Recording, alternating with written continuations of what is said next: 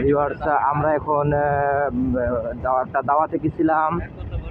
দাওয়াত থেকে আসছি এমপির মোড়, মানে শৈলকুপা থানার যে এমপির মোড় নামে স্থান আছে, ওখান থেকে হাট ফাজিলপুর বাজারের উদ্দেশ্যে রওনা করছি। এখন আমরা রঘুনন্দনপুরের ভিতরে আছি।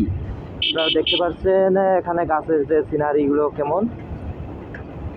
আর রাস্তাটা এখন মনে করেন শুক্রবার, আজ অফিস টফিস সবই বন্ধ, স্কুল কলেজ বন্ধ, এই জন্য রাস্তাটা অনেক মানে ফাঁকা দেখা যাচ্ছে, যার জন্য মানে জনমানব বেশি নাই।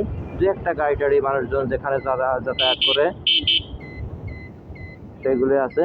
কিন্তু এই রাস্তা একটা গাড়ি চালানোর দুর্বল পয়েন্ট হলো অতিরিক্ত মোড়। আপনারা দেখতে পাচ্ছেন যে এখানে যে দোকান আছে, এই দেখেন একটা মোড় পার হলাম, এখানে আরেকটা মোড়।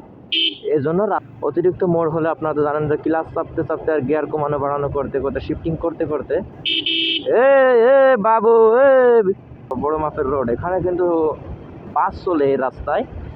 রাস্তা যতই ন্যারো হোক চিকন হোক, এখানে সাইকেল চালানো শিখছে।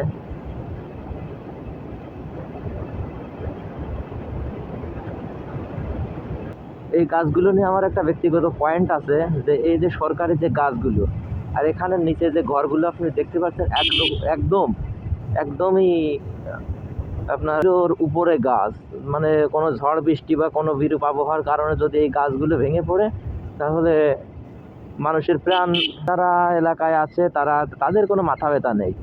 যেহেতু সরকারি গাছ, উপজেলার আন্ডারে, টিওনো স্যারের আন্ডারে, এইগুলো যে যেখানে বাড়ি করে ফেলেছে, ঘর বাড়ি করে ফেলেছে, সেখানে এদের একটু খেয়াল রাখা উচিত।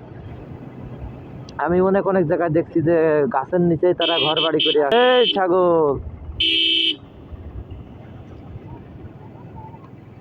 আমি আরো দেখাবো আপনাদের গাছগুলো কিভাবে ঘরের উপরে রাতে মোড়া গাছ, এন্টিক্রয় গাছ।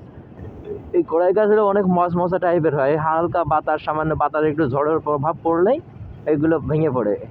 যখন এমন রেকর্ড আছে যে এই সরকারি এই গাছগুলো ভেঙে পড়ে মানুষের মৃত্যু হয়েছে। এই যে দেখেন একটা ঘর করছে, বিল্ডিং ঘর, তার উপরে গাছ দেখেন, শুকনো গাছ, মোরা গাছ। এই দেখেন গাছের অবস্থা কি দেখছেন। এই গাছগুলো যখন মানুষের ঘরের উপর পড়বে, আল্লাহ না করুক, এই গাছগুলো দেখে সরকারের অকশন দিয়ে কি টিওনো সাহেবের মাধ্যমে যে কোনোভাবেই হোক, এগুলো যে গাছগুলো মারা গেছে সেগুলো তো কেটে ফেলা উচিত। মানুষের ঘরের উপর যেগুলো পড়ে সেগুলো কেটে ফেলা উচিত। আমি একটু গাড়ি হাইপ করব।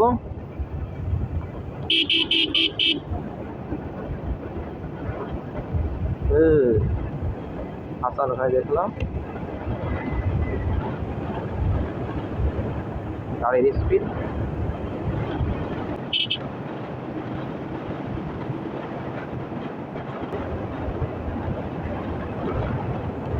করলাম, আমরা গ্রামীণ বসতির ভিতরে ঢুকে পড়েছি। এখন সবচেয়ে রাস্তার শত্রু কুত্তা এখানে আছে, এখান থেকে তো চলে যাইতেই হবে। এখন আমরা আছি মদনপুর, হাট ফাজিলপুর বাজারের কাছে মদনপুর। এই যে ভাই, তোমার গাড়ি রাস্তার পুরো সাইজ নিয়ে লোড করে ফেলছে।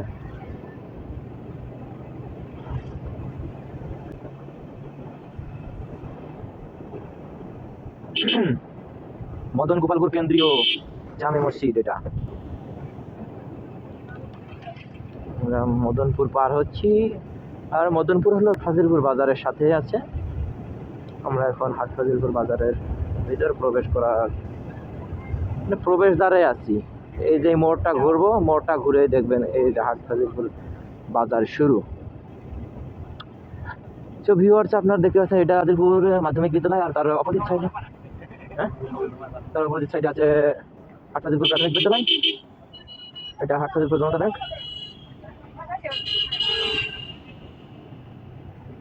আজকে শুক্রবারের দিন বাজারে বেশি জনগণ নেই, বাজারটা একদম ফাঁকা।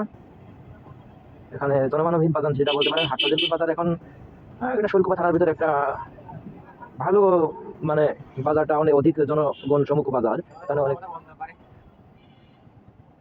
এটা বাজারের 4 রাস্তার মোড় যেটা বলে। আমরা এখান থেকে ডানে পয়েন্ট করবো।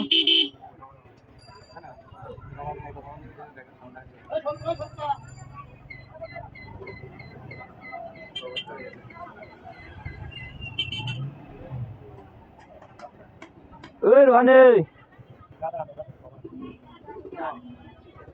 কবর মুখে দেওয়া বাদ দে।